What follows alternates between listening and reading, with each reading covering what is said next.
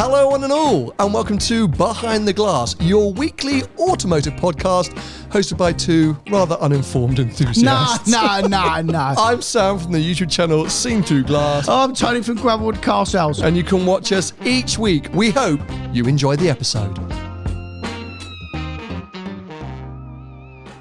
I feel like we should debrief on my 296 GTS experience. Oh, yeah, you went down the bloody West Country, didn't you? I went to Cornwall, go all the way down to Cornwall. I ended up doing 703 miles in the car. Wow. Yeah, quite a decent journey. Yeah. Spent about 4 days in total driving it as much as I could. Yeah. Because I was like, I'm probably not going to get another opportunity to spend this much time in what was a nearly £400,000 car as of new. But 296 in general. So yes, I just wanted to milk it. Even when I took my mum out for, well, it wasn't dinner, like tea. Took her out for tea. Yeah. Went to pick her up. Roof down, central London. Afternoon tea. Yeah. And did you go to the Ritz or something? No, to a friend's house. I think she was quite embarrassed, but she said, let's drive around a bit and see if I see any of my friends. We had the roof down, it was a sunny day. And we did actually, we bumped into a friend. Then she pretended like, oh God, this is so embarrassing. I was like, you love it, Mum. Of course she does. She'll let her have a drive. Yeah, I should have let her have a drive, actually. Yeah. But I don't know how that works on a press car. In central London. I'm sure you have to tell them. Yeah, I think maybe she'd have to submit some forms. Yeah. She didn't want to drive it. She could barely get in and out of it. I bet if you said to her, Mum, do you want to have a drive? She would have said yes, please. I don't think she would have said yes in London. But she's the petrolhead of my family. Yeah. She's the petrolhead of my family. So she would have probably quite been intrigued. But yeah, so spent a whole load of time with it. It is a fantastic car. It is a fantastic car. You did a limited test drive in one, right? Not a Spider. Fine. Coupe, yeah. Yeah, GTB. 20 minutes, something like that, 25 minutes. Yeah. I do think it's a really, really good car. Very good. And in terms of new supercars on the market, it's got to be dynamically one of the best. Fair. But there was a but. And you won't know about this but, I don't think, because... you wouldn't have watched the video. How do you know? I know. I got to an interesting summary in my head. Okay. A good one or a bad one? Well, if I had, let's say 350 grand, because I don't think I needed all the options that 296 had, I would be really hard pushed to choose between that and a 750S Spider. Oh. Really? Really? I had a little thought in my head the other day, and I sent you a photograph from McLaren, didn't I? You did. Do we want to stock watch that car? Let's just talk about it. Let's just talk about it. Yeah. Because we're on a hybrid stuff anyway, and I just thought it'd be nice to just mention it. I'm not saying I'm going away from McLaren, a Ferrari, and now going towards McLaren, but I just feel recently Ferrari are becoming a bit less special now. Like, it's just like one of the other. And obviously, hugely successful brand, very, very powerful. But the Ferraris that I've had in the past, many, just thought I'd mention, I don't know if any of you know. I'm incredibly successful. Yeah, well, I was. I'm not anymore. Obviously, I bought them because of how special they were. Yeah. And because they make there literally seems to be a different car coming out every 10 minutes with Ferrari and making what I can see a lot of them. So I look at McLaren now. Not that I'm saying I want one or I'm going to buy one, but if you compare the two brands, okay, McLaren I don't think will ever compete with Ferrari. It's a power brand and I don't think McLaren will ever get to that point. But if you want something different and value for money, mate, them Artura? Don't know what it is. Artura, yeah. For 140 grand. That's what you sent me. That's retail price. Yes. Let me find the actual link and ad you sent me. Hold on a sec. 2023 Yes. car. Mileage isn't listed on the link you've sent me. 4,000 miles. 4,000 miles, yeah. 139,950. Yeah. So just to put that Great spec as well. just to put that into context, that's 8-year-old 488 money. Yeah, or as I said to you, 1-year-old Roma money. Yeah. Now, But I'm not saying I'm going to go and buy a McLaren. No. The problem is, I agree with you. Yes. And we have spent, oh my God, I think each week we try our hardest to lose our audience. Do you know what I mean? Like, I feel like every week, our conversation is essentially encouraging people to stop listening to our waffle. Because, Tony, hold on. You especially, but also I feel like an overarching narrative of this podcast is Ferrari are great, McLaren are a bit poo. They are. Well, hold on a second. I drunk the Kool-Aid. I was brought back in to the McLaren family by McLaren themselves, and over the last couple of years I've had these very positive experiences. I've been flying the flag a bit for McLaren since actually kind of post-COVID. Yeah. But you have not joined me. You've not come over or back to the dark side, even though you did used to own a 570S. Apart from the 765 LT, which I absolutely There love. we go. That was your eye-opening moment.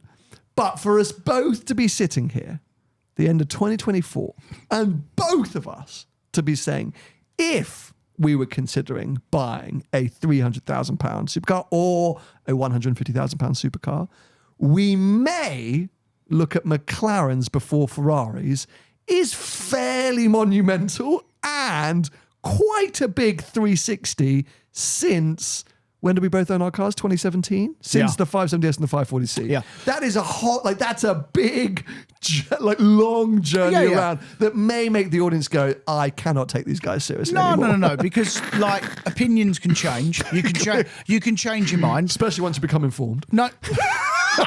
No. Everything I've said about McLaren down the years has been correct. In your opinion. Yes. Yeah. And the whole, everything's about opinion. Yeah, that's what the show is based on. Exactly. Yeah. I've always said they're fantastic cars to drive when they work. Mm-hmm. They're not built properly. They break. They absolutely have a poo.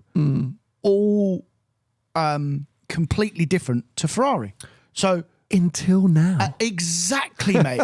So what I'm trying to say to you is that Ferrari now, they do have big poos. They do break. Yes, they are still the pinnacle of motoring, and you will never, ever get away from that horse looking at you on the steering wheel. But what I'm trying to say is if you're going to buy and I'm not knocking Ferrari because I absolutely do love them, obviously. But have I fallen out of love with the brand a little bit? Yes, because I feel it's not as special as it once was. Now, if you're buying a £300,000 supercar and it's braking, which there is no getting away from it, SF90s, 296s, they break. It's as simple as that. Go and spend 140 grand and buy a McLaren that breaks. Well, okay, so a few things. So I mentioned it in my video. I've seen cars. I know of cars that have had issues, as you say, SF90. But I met a guy at Duke of London on Sunday. I went to their Classics and Cake event, who owns a 296 alongside his 246 Dino. What a baller. Yeah. Not a single issue. Good. I think what's changed for me is, firstly, as a ownership proposition, the Ferrari product has changed. You're right. They depreciate a ton now. And in some cases, faster than some McLarens, because McLarens are slower to hit the market.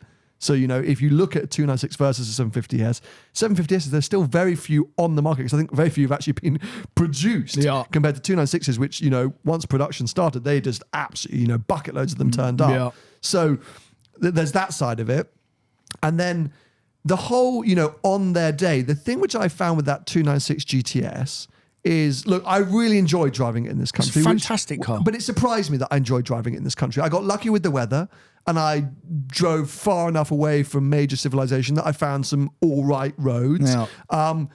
But as the owner spoke to me on Sunday about, and in general, and as we know, a car with that kind of performance level, you need to be on bigger, wider, smoother roads with warm tarmac, and ideally somewhere that there aren't a lot of UK police. So it's quite hard to, but I got some enjoyment from it. Yeah. But I definitely was aware that I was not even scratching the surface. No. So much so that I think I commented in my video, it's hard to notice the difference between sport and race in the 296 on the public road. Yeah. I know on track, because we did the GTB at the launch event, we drove it on track, how incredible that car is. And you do notice the change. But on the public road, not so much. When I had the 750S in the summer, at those more mundane speeds, I actually think the car had more character and personality. Because obviously it's not a hybridized system. It's got the V8 over the V6. It felt, you know how Ferraris have their characteristic dartedness. They're obviously very pointed at the front end. They're very reactive. Always have been, yeah. Always have been. And it's a great characteristic. But actually, sometimes a little sort of almost overly sharp. Yeah. And I just felt like I was on board. The 296 was driving me. Yeah. Where with the 750, I felt way more Involved and in control. And it's a weird one. You know, I am the biggest diehard Ferraristi ever. I love that brand. I love most of their products. I love everything that they stand for. I do find their latest products just a little bit less desirable than the yesteryear ones. You know, I think as the last 10 years have unfolded, I just desire those products less and less. For me, I would be looking at the back catalogue. You know, if I won the Euro Millions, I would still buy the majority Ferraris, but they would slow down post 2015. Yeah.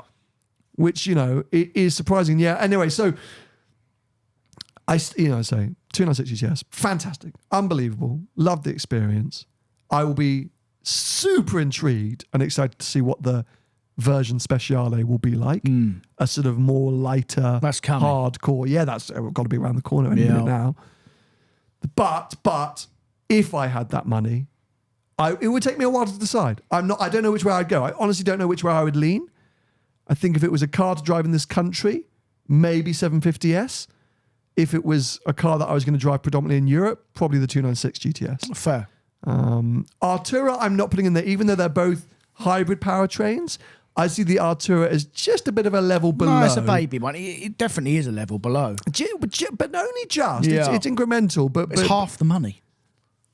From new? Not new, but as a oh no, it's not actually it's now. Not. No, so what's a used 296? If you go used GTB or GTS? So if you go GTB, yeah, it's 190. Yeah, 190, 200-ish. Yeah. That was, so 60 or 70 grand difference, which is probably similar in terms of what they were new, the price difference, right? Yeah, I think there is a noticeable performance difference between 296 and Artura. Absolutely. But 750 and 296 are a lot closer. Similar. Yeah. Fascinating either way. What did you get up to at the weekend, mate? What have you been doing? Not a great deal, actually. Went to work Saturday. Sunday, chilled out. No, actually, flipping hell. But everyone that's got families, I don't know if you can relate to this. I'd done barely nothing. So there's 4 of us, our family. I'd done barely nothing on Sunday. Went out, bit of lunch, bit of food shopping, coffees in the morning, took the dogs for a walk. I spent on Sunday 350 quid on nothing, mate. And this happens to me like all the time. Didn't go out somewhere leery for lunch. Sure. Went just like normal somewhere for lunch. Bit of food shopping. You know, bought some coffees. Blah, blah, blah, blah, blah. And 350 quid gone. Terrifying, isn't it? Like terrifying. Like without even realising I'd spent any money. Everything's just extortionate. It's just like literally through the roof. Yeah, for nothing you actually want. And that's annoying, isn't it? And I found this, and people picked up on it in my video with the 296. The coffee shop I went to was charging 9 quid for a sandwich. Wow. That was a bit of a joke. But I think it feels more and more, and this is the, inflation and cost of living crisis that everyone's suffering from. the stuff that you really don't want to spend money on is what's costing the most. You know, like when you feel like you've not, fair enough, if you go out and you have a fancy lunch somewhere and you buy yourself a pair of sneakers, fine, you've spent some money. But when you don't think you've done anything and then you look down and you go, oh my God, why am I now broke? Yes, literally. It's a kick in the balls, isn't it? But no car stuff, no car bits? No, winters, apart from obviously being at work and running the business, like I don't really do a great deal during the winter, not car stuff. So I just sort of get my head down. Get your head down. Well, I had the electric McLaren on loan at the end of last week, which you told me, coming in a main channel video, so I won't reveal too much, but I had a few days sort of living with that, which is super interesting. Harry Metcalf weirdly just put out his video last night, so I'm actually going to... Yeah, literally, as I was like importing footage, he did a post saying, and it was the exact same car. Oh. Exact same car. You had it the week before? I had it the week before, I had it a few days before. So I was like, I think I'm going to hold my video back a few days. Yeah, fair enough. But I will just make one comment. Yeah. Because a lot of my motivation and intrigue and excitement around that car was the proposed or suggested new range figures. Remember when it came out and we were talking about, I said, oh my God, 400 odd miles. Like that is now a contender. Yeah, absolutely. And there were people in California on the launch drives that drove the new Taycan and the new Macan and got these incredible numbers for the total range. So I think the turbo variant that I was in had the claimed estimated range of 365, I think. Is that a big battery one or? Yeah, I think they're all big battery ones, I think. But obviously the more performance you get, the slightly less range you get. Of course. So I think it was 365 is the estimate. Real world, not doing anything. Literally, I used it as a daily in the winter, 9 degrees outside, 235. Oh, no. I'll just leave it at that. Yeah, okay. Go watch his video. He'll tell you everything. I don't know when it's coming out. So I just it's a bit it will come out, but I just literally Harry's video with the exact same car went out on Sunday, and I do think we share some audience. I see a lot of comments saying Harry's video, Sam's video, but so then I'm a bit like, well, I don't want to literally 5 days later put out a video on the exact same car, so I think I'll just hold it back a few weeks. Anyway. I shared an article with you that I wanted to discuss here in the UK. It's very UK relevant. We've obviously got a new government in place. Yeah. They're coming after us. Coming after everyone, apparently. Coming after everyone, but they're specifically for automotive. They are saying that there's going to be this new or adjusted vehicle excise duty, VED. Yeah. And the Daily Mail, bless the Daily Mail, saying it's a raid. It's a raid on petrol and diesel vehicles. Yeah. Taking effect in the spring. So explain this to me, because the Daily Mail, as I say, take everything the Daily Mail say with a pinch of salt, were claiming that this is a disaster and we're all going to be even more broke than we were before. Yeah. What is this? What does it actually mean in reality? Is it a disaster? What's going on? Yeah, so all cars have this tax, but they've just changed the parameters slightly. So if the cars are of a certain CO2 now, they're all having a hike, by the way. Okay. Whether you own a bloody Fiat 500 all the way up to a Ferrari, essentially, they're all having an adjustment, and it's all going up. Okay. But the big jump is the luxury, performance, and sport. They're the ones that are going to have the bigger hike, essentially, and ranging anything from, I mean, could be like $3,000 more tax, essentially, on the new car price. And I'm not going to say who pays the tax. Obviously, you as the buyer does. But where does this?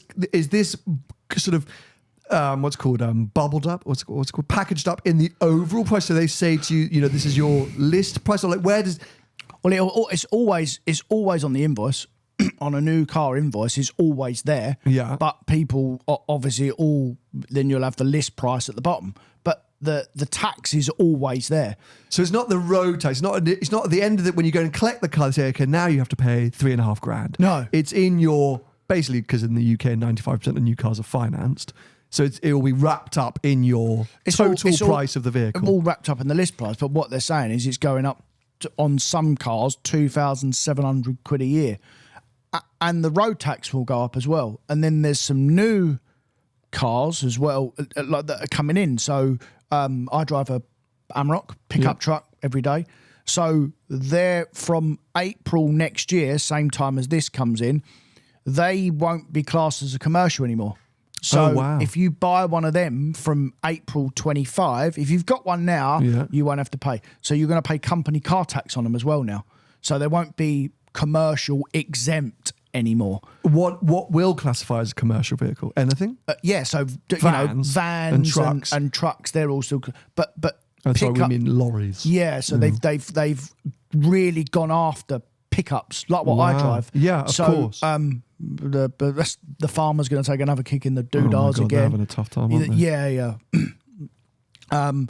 And everyone that drives a pickup truck from April 25, and we worked it out the other day, it's about $6,000 a year in company car tax. Wow. So, and then plus they're going to suffer from this as well. But this is first year only, right? This is first year only. Yes. Yeah. So, and essentially what we're looking at is new cars becoming even more expensive in this country. Yeah. In some cases, by, as you say, $2,000 or $3,000 more. Yeah.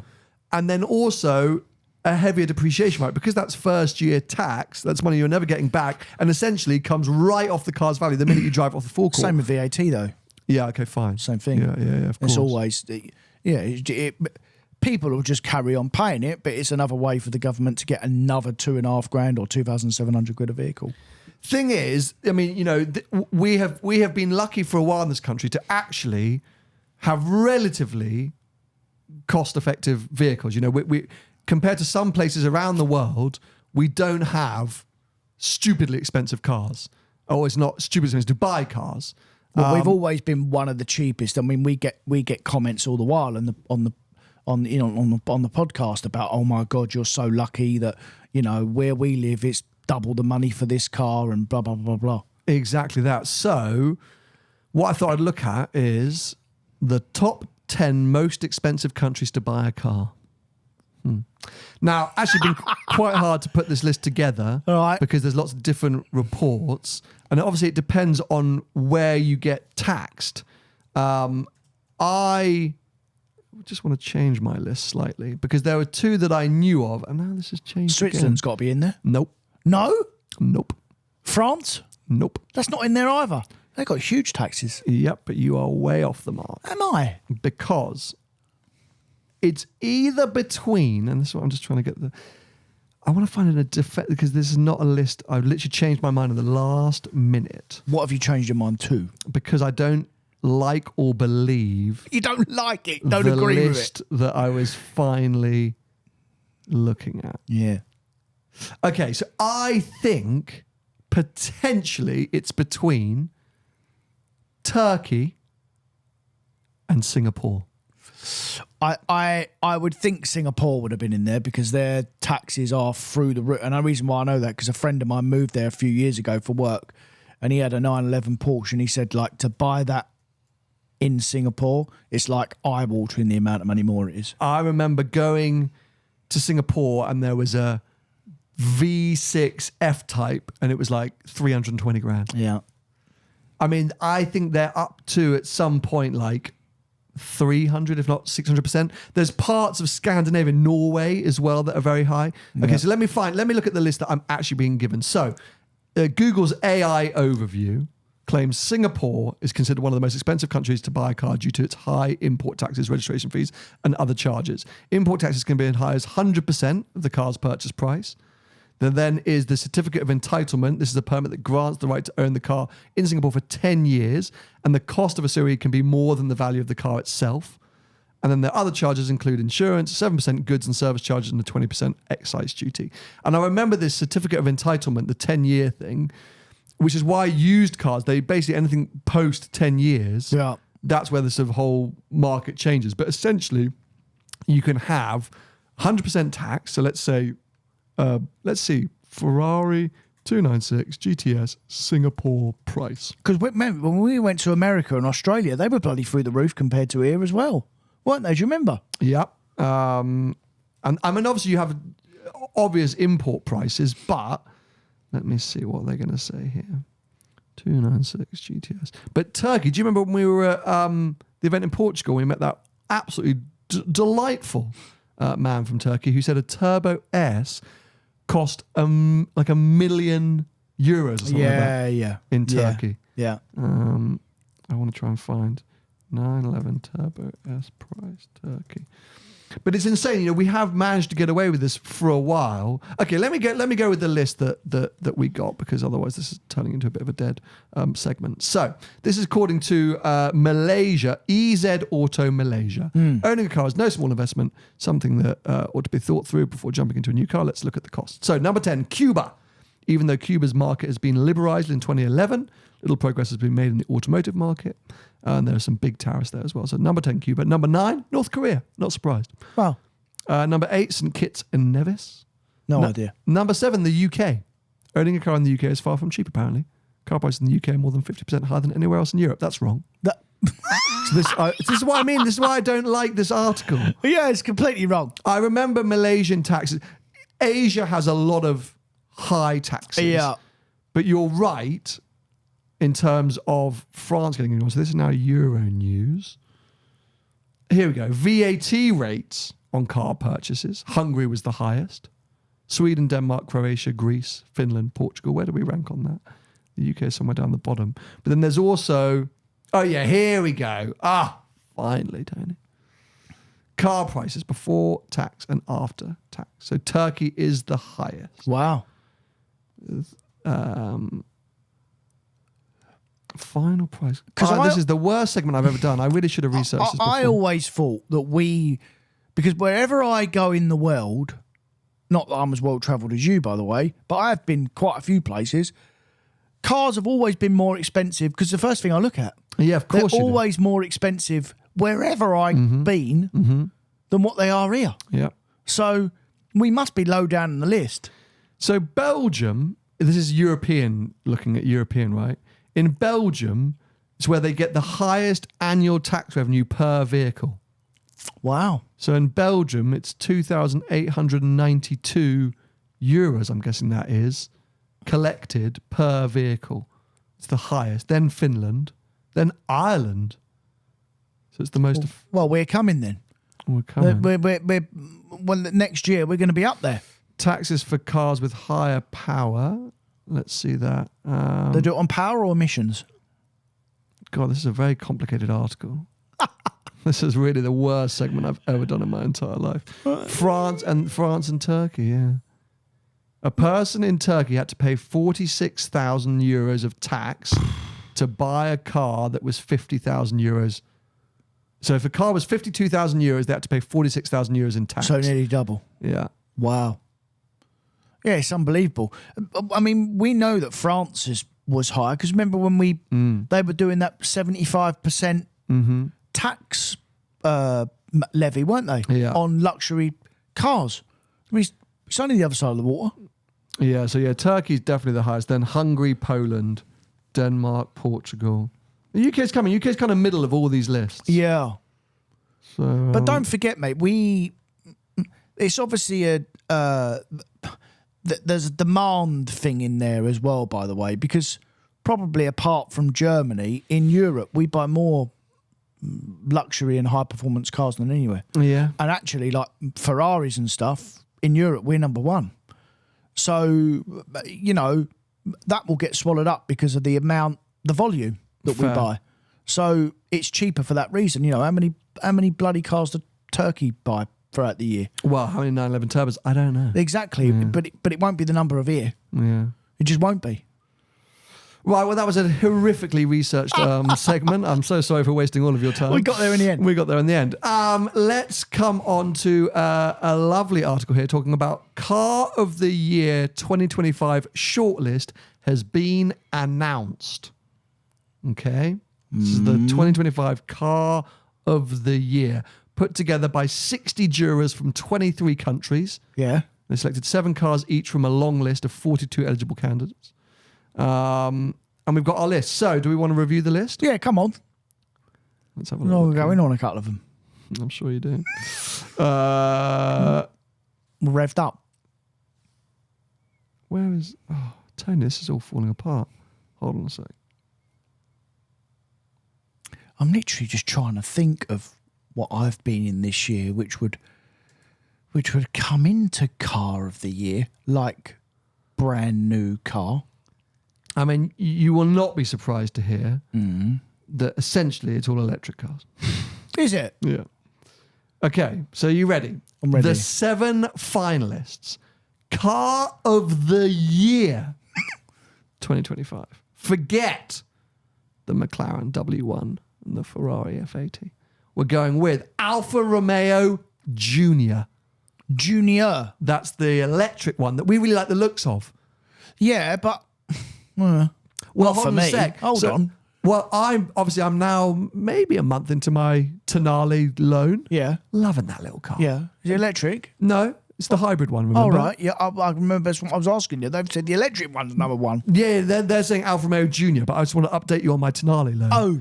Because what a stunning car. Yeah. I cannot tell you, everywhere I go, people are starting to notice that car. The man at the petrol station behind the till the other day said, what car's that?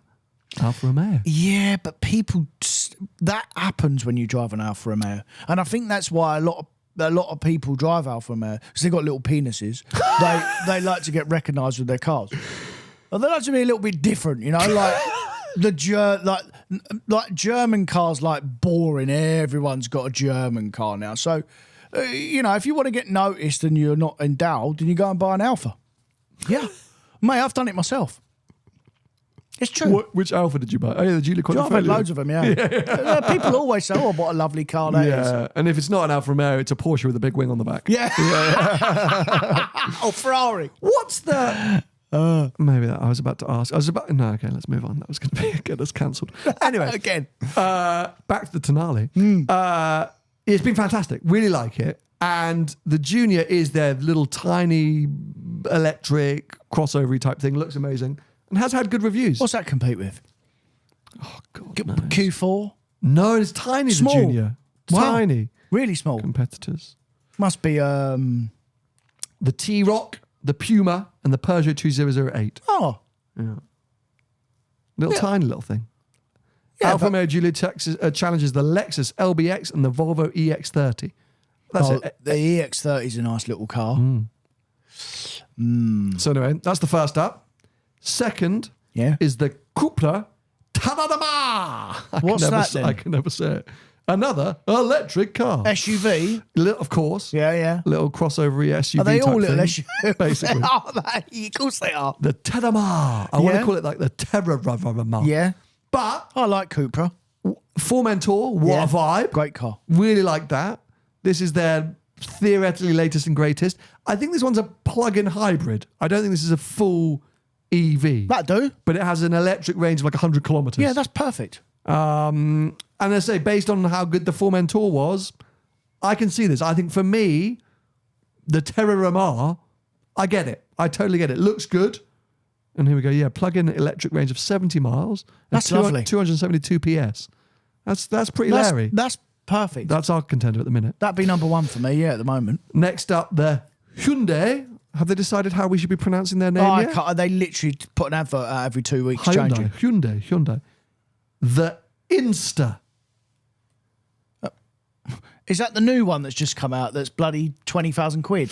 This is, I think, exactly what it is. It's Yeah. their little Renault 5 rival. Yeah. 23 starts at 23,500 quid. Yeah.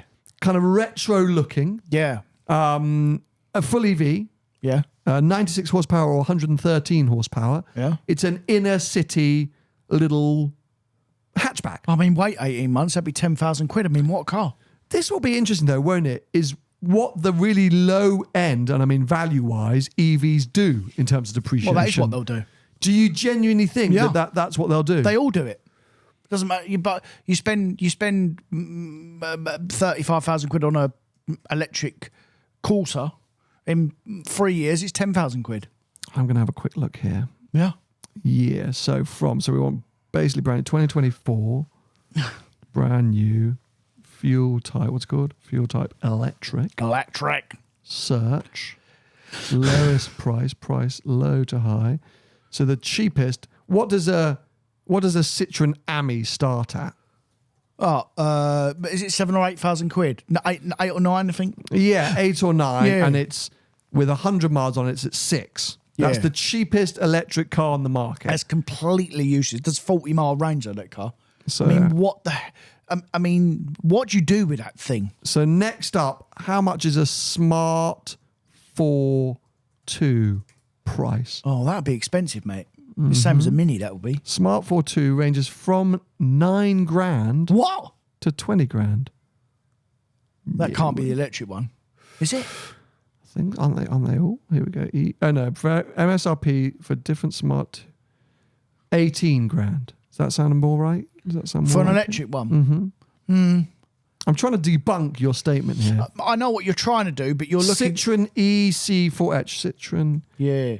E... Because I would like to think, I'm sure I'm wrong, but I would like to think that they're not going to... The cheaper the car goes, Citroen EC4X can start from 32 grand. Yeah. Here is one with 3,900 miles, 12 months old. A Cat S. Oh, mate. I'm all over the place today with my Keep research. going, aren't mate. I? Hold on. Okay, here we go. Here we go. This is what I want to do. Yeah. Vauxhall Corsa E. Yeah. Vauxhall Corsa E price UK. 30-odd grand. No. Vauxhall starts from 26,895. Yeah. Depends what model it is, but yeah. I'm looking for the cheapest one here. Yeah. Build and price. Oh, there's an error on the Vauxhall website. Yep. This is one. Start 26 and then go and find a 3-year-old one and tell me how much it is. No, I don't want a 3-year-old one. Why? I just want to see what happens in the first year because a Taycan halves its value in a year. So that's what it's done. Well, that's... The Vauxhall E-Corsa has done that. It's lost half its value in a year. There you go. So I was right again.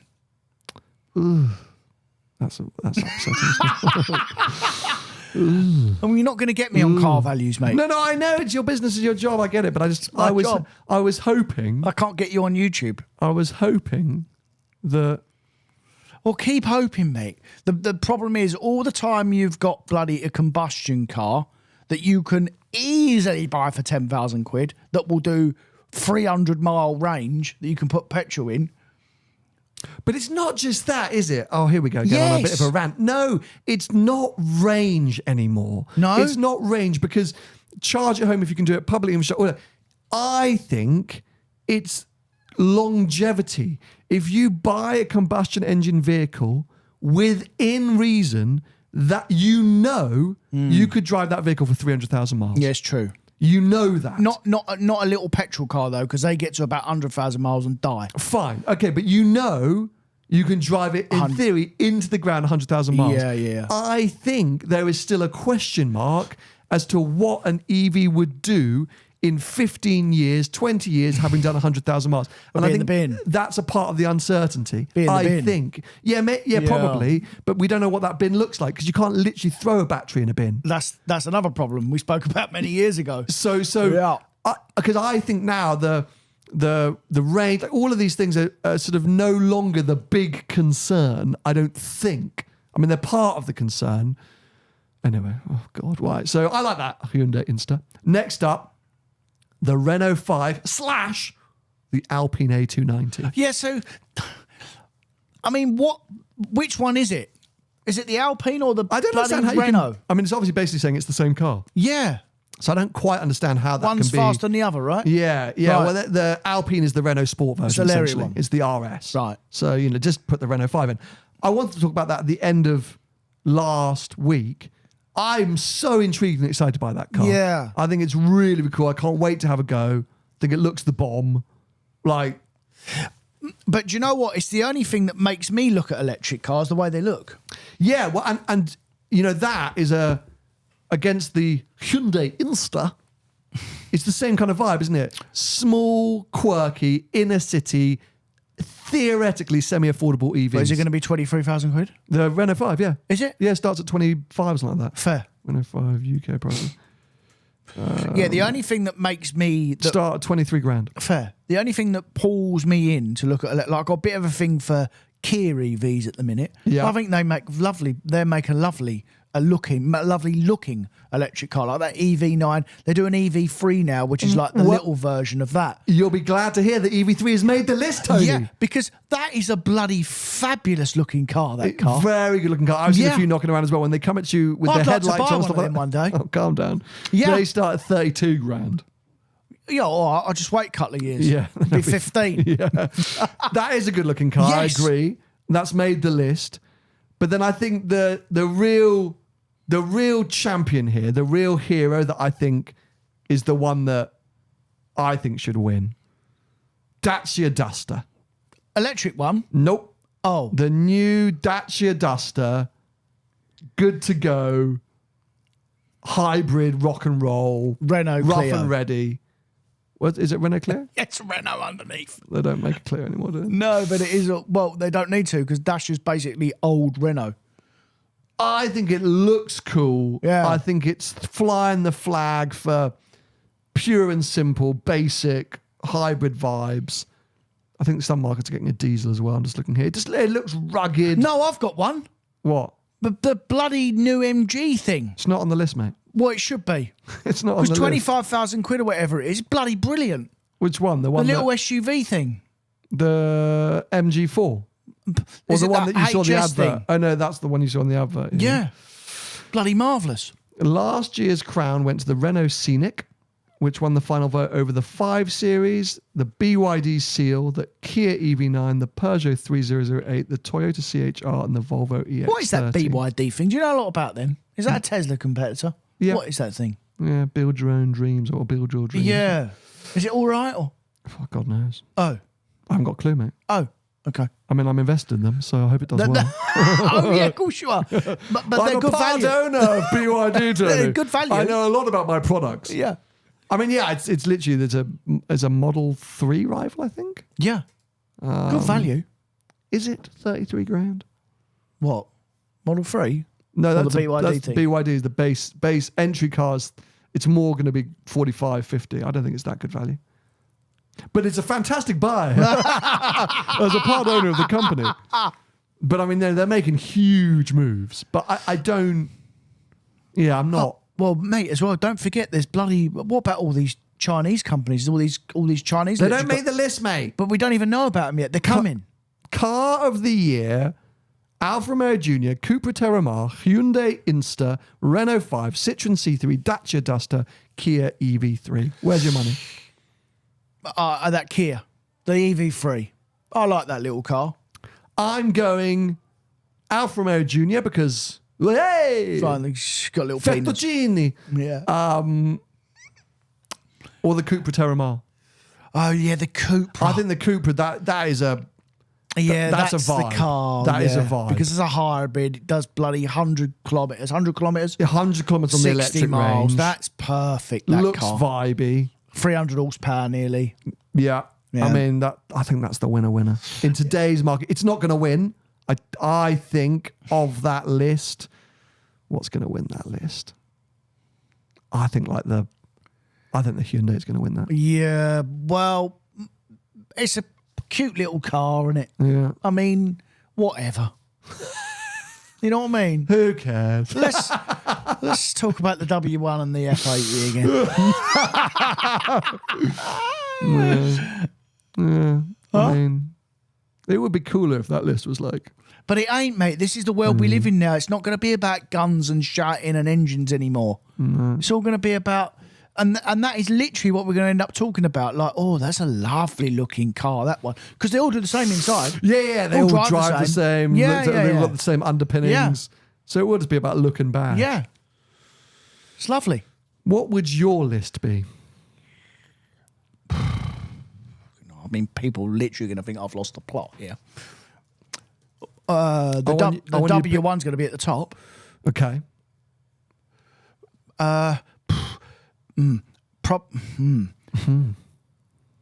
Then probably followed by the F80, I guess. Big combustion cars. What if I'm going? Okay, so you got Larry. W1, F80. Yeah. What else? Well, I can't really think of too many that bloody. I mean, what's come out this year? apart from electric cars. Every time we sit here, These are every week- supposed to be cars that not necessarily have been launched this year. These are supposed to be cars that are out this year. So if we're going by the rules of this awards, I'll tell you W1 what. and F80 shouldn't be there. Okay, I'll tell you another one. The Merc, the AMG GT thing. That's a pretty car. The new AMG The GT. AMG, yeah, I like that. The new Vantage. That's New got to be. That's a Vantage, nice yeah, car. yeah. I'd actually consider that car. Okay. That's a nice little car. Okay. There's a trend here, isn't there? All big petrol engines. Hey, I'm going to put that EV3 in because I like that little car. EV3? Yeah, I like the look of that car. You've got two more. Have I? Yeah. Because you can't have those. So you've got Vantage, AMG GT, Yeah, EV3. yeah. F80 and W1. Yeah, but they weren't because they've launched, but they're not big. I'm not allowing. They're here, mate. I'm not allowing it. You're not allowing I'm it? not allowing it. I don't know if there's anything. I don't think there's anything Porsche because normally that's where I'd go. But I don't think there's anything Porsche that really floats my boat. No. There's nothing.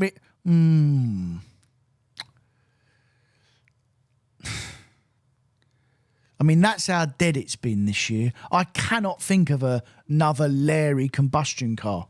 M5. No, I wouldn't have one of them. No chance. Oh, I can think of another one. That CLE 53 thing that's come out, but you need your bloody head testing to buy one of them for 80 grand.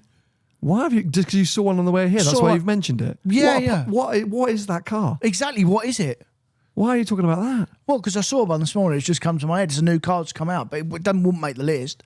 It's a nonsense car.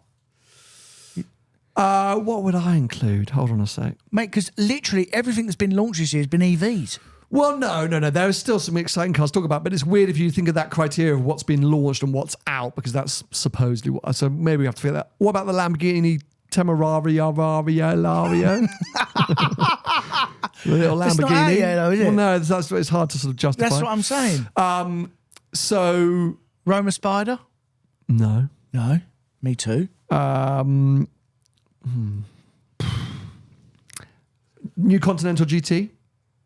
No, mate. Really? No, because it's the bloody same as the old one. It's got new lights. I've seen one of them. It's hybrid. Oh, good. What about Audi RS6 GT? People say that's very good. No, good. No thanks. I'd rather just have a. It's like they bring that last final edition R8 out that was bloody 200,000 quid or whatever it was. Just buy a new just buy an R8 V10. What about? The problem is, mate, we're right at the point now where the world is turning, and it's turning quite quickly. No, but there's been some great cars this year. There's been some great cars, this But year. not that great because Artura Spider, McLaren Artura Spider. Yeah, it wouldn't go in my list though. No, it wouldn't go on my list either. That's what I'm saying. We're like literally. I mean, you could do this list. How many years have we done this list and literally you just reel them off? I literally can't think of any. No, but that's because we can't think. It's not because they don't exist. It's because we can't think. Should we do? I really like the SL, Merc SL. That's not that new, but I really like That's that. the AMG thing, though. What have you driven new this year? That's what I was just looking at, trying to remind myself. Okay, what? Okay, I'm going to go new cars launched 2024. Yeah. And see what the best new cars of 2024, and then see if, because these are the ones that actually hit the road, this year. So let's see. So the electric Abarth, I'm not going to put it in as my best car. It was nice, but not my best car. The new Audi A5, neither of us have driven, so I can't mention that. Bentley Continental, we saw. Bugatti. Oh, the new BMW 1 Series. I don't think I'd put it in as my best car. Have you experienced that? Anything around that? I've seen one, but yeah, I mean, New wouldn't M5, go in. New 6X3. God, it's all a bit dire, isn't it? Yes. I'm scrolling. Because mate, we would literally reel a list off for 10 minutes. You go this. But I can't think of many. The Macan EV, would that go in? No. I mean, the Macan EV is I'm sort of jumping ahead of myself, but the point, one of the most successful cars for Porsche ever, a very popular car in that segment, Yeah. is the Macan EV a worthy next installment? I think yes. And therefore, based on its popularity, could it be classed as one of the best cars of 2025? Maybe. It's not for me. Not my bet. Like, if I were doing the short list. I told you 5 anyway. Yeah, you did better than me. Literally. But as I said, like, okay. Well, I think the people should comment and Yes. pick their top 5 best cars of 2024. I'm sure we've missed some, but Oh, definitely, because we're just idiots. But no, but we just can't remember. yeah, that's the problem. The bigger issue is we can't remember. If we can't remember, why should they be on the list? Because they're not special or important enough for us to remember. That's the problem, mate. Would you say that the Gordon Murray T50 classifies as this year? But not for me. Whether it did or not, that wouldn't come in my list. Because it's not for me, that car. I'm having a look and seeing what Top Gear have reviewed recently. Oh, 992.2 GTS T Hybrid. Cool story. No. Oh, I've got one. Go on. Is it out yet? What about that Mustang GTD? It's not out yet. I mean, it's not out yet, is it? No, So it can't go in, can it? can't go in. Shame. Ioniq 5N. No, not for me. It's like, I wouldn't buy it. Worst people ever to try and put together a car list. What are they doing? Well, we just new sort of Golf. New Golf. Supposed to be any good? Apparently, it is actually very good. The new Golf R 8.5. All right, that can go in. Okay, Golf R. There you go. Got one. Well, I haven't. I've written off half a dozen. You've got a few. I don't. I'm really struggling over It's here. at the bottom of the list, the Golf R, but it'll be in there. I've just got the Temerario. All them new cars you've driven this year. Or have you? I haven't driven many new cars this year, to be honest. I actually haven't. All right, well, That's a problem, isn't it? a little bit. I don't know what we're going to do next year with the list. The best cars from 25 years ago. Yeah, that's what we'll have to do. Well, that's been a completely haphazard episode. I have no idea what we talked about, and I think we got most of it wrong, but that's our usual vibe, isn't it? Let us know, as Tony says below in the comments, your top 5 cars that were... What do we say? Because we're not saying revealed, are we? It's a bit of a niche. That are out this year. Yeah, top 5 cars of this year. Top 5 cars this year. What have we been idiots and forgotten because we started recording this at 7 a.m. this morning? But there will be one where we'll go, oh, that will go in the list. Yeah, of course. But there won't be half a dozen like there normally is. No. No.